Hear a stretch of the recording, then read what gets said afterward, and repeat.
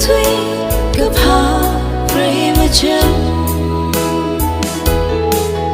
chỉ nói bất chung khả năng khám mà thao ra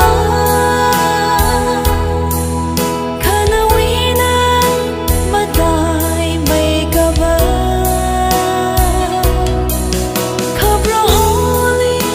khả ngờ chia chỉ lâu ly số người thằng khám mấy chỉ lâu vì mơ luôn khả nhìn chính ri gà hai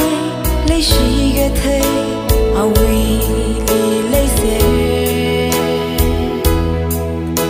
gặp phá chỉ lâu vì lý và rơi ngã gió lý chỉ ấy nè gặp phá sắc ít tu tâm khuy sa chỉ nói bất chung khả năng khám mà thao ra khả năng uy năng mà tai mây cả bờ khắp rõ holy khả ngờ chia chỉ lòng đi số người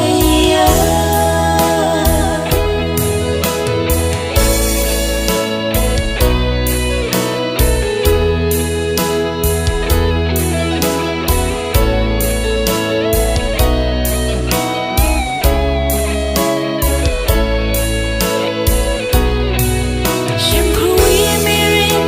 xem ngỡ coi hili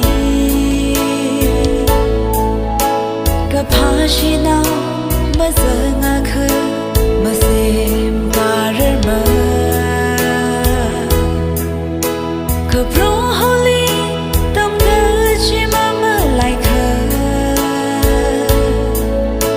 thằng khờ mây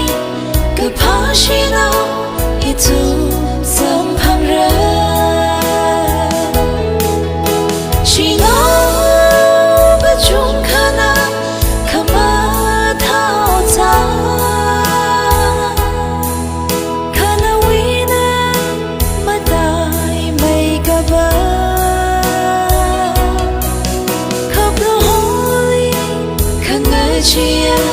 chỉ lâu